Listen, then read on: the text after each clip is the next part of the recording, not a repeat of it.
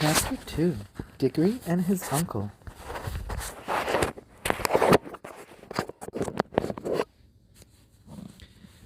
It was so sudden and so horribly unlike anything that had ever happened to Diggory, even in a nightmare, that he let out a scream.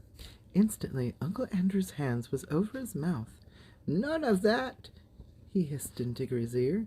"If you start making a noise, your mother will hear it, and you know what a fright it might do to her." As Diggory said afterwards, the horrible meanness of getting at a chap in that way almost made him sick. But, of course, he didn't scream again. "That's better," said Uncle Andrew. "Perhaps you couldn't help it. It is a shock when you first see someone vanish. Why, it even gave me a turn when the guinea pig did it the other night." "Was that when you yelled?" asked Diggory. "Oh, you heard that, did you? Well, I hope you haven't been spying on me." "No, I haven't," said Diggory indignantly. "But it's happened to Polly. What's happened to Polly?" "Congratulate me, my dear boy," said Uncle Andrew, rubbing his hands. My experiment has succeeded. The little girl's gone, vanished right out of the world." "What have you done to her?" "Sent her to another place." "What do you mean?" asked Diggory. Uncle Andrew sat down and said, "Well, I'd tell you all about it. Have you ever heard of old Mrs. LeFay?" "Wasn't she a great aunt or something?" said Diggory. "Well, not exactly," said Uncle Andrew. "She was my godmother. That's her right here on the wall."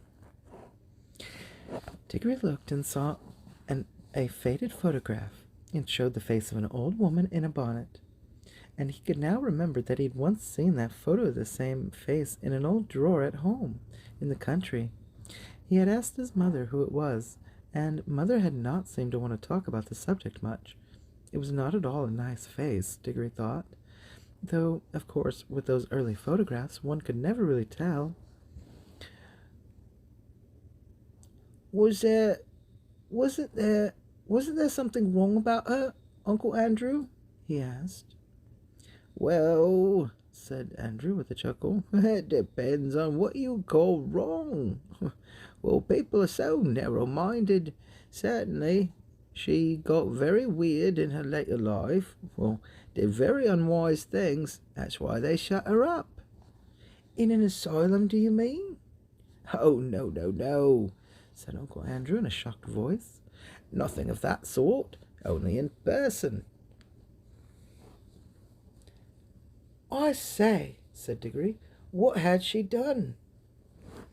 "Ah, poor woman," said Uncle Andrew. "She'd been very unwise.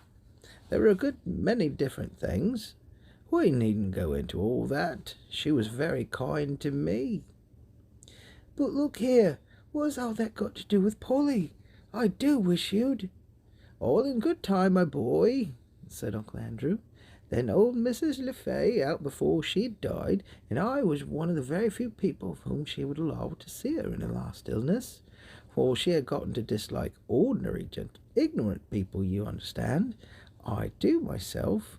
Well, but she and I were interested in the same sort of things. It was only few days after her death before her death, that she told me to go into an old bureau in her house and open a secret drawer and bring her a little box, and there I would find there. A little box that I would find there. Well, the moment I picked up that box, I could tell by the prickling in my fingers that I held something of great secret in my hands. She gave it to me and made me promise that as soon as she was dead, I would burn it unopened with certain ceremonies. That promise I did not keep." "Well, then, that's jolly well rotten of you," said Diggory. "Rotten?" said Uncle Andrew with a puzzled look. Oh, you see, little boys ought to keep. Oh, I see. You mean little boys ought to keep their promises. Well, it's very true. Quite right, proper, I'm sure, and very glad you've been taught to do it. But, of course, you must understand that rules of that sort, however excellent they may be for little boys and servants and women, even people in general, can't possibly be effective to apply to profound students and great thinkers and sages. No, Diggory. Men like me who possess hidden wisdom are freed from common rules just as we are cut off from them, from common pleasures. Ours, my boy, is a high and lonely dream, a destiny.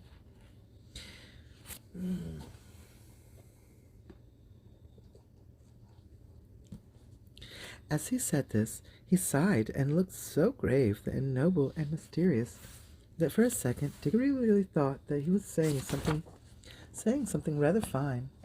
But then he remembered that ugly look he had seen on his uncle's face the moment before Polly had vanished, and at once he saw through Uncle Andrew's grand words.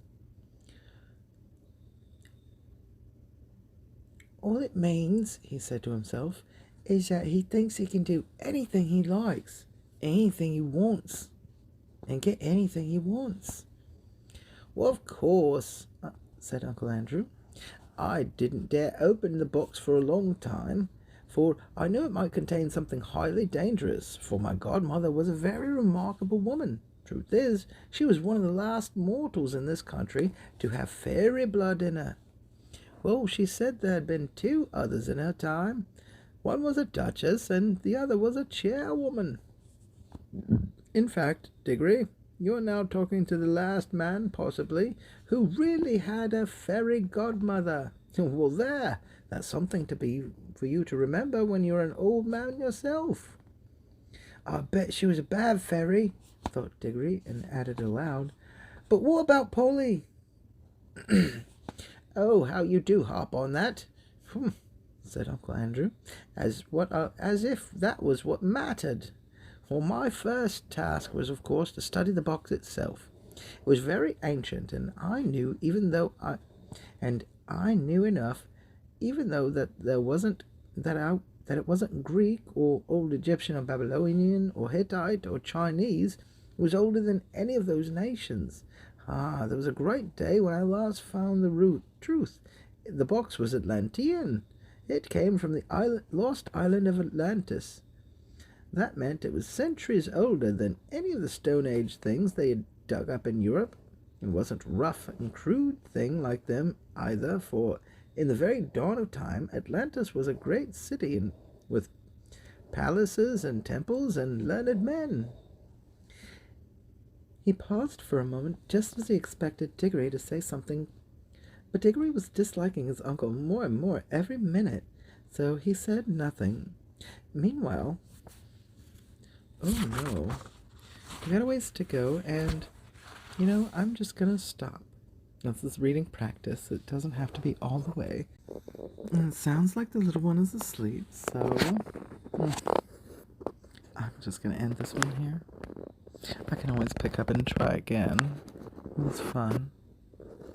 I don't know. I do like where I am. I want to keep going. Let's see where this voice goes. I don't know. I don't understand quite 100% where it comes from. But when I relax myself and I just let me be me, my accent, my intonation, and everything, I don't know, this feels right. But it doesn't at the same time. It's maddening being me. But it's nice. One day I will find where I'm going to be. And I'll look back on this and just see where I was. And this is me at the moment. I don't know. I like who I am. I like who I'm going to be. And I still love who I was. And I hope people understand that. But I really don't think people all Well, you know, life is funny, and I don't ask anything of anybody anymore. I really don't need to. I need to be me, not what everybody wants me to be. Just me. I know that sounds strange, but hey. Anyway, snoring hard. Good. Tend to the missus. 11 kisses, Zaphod.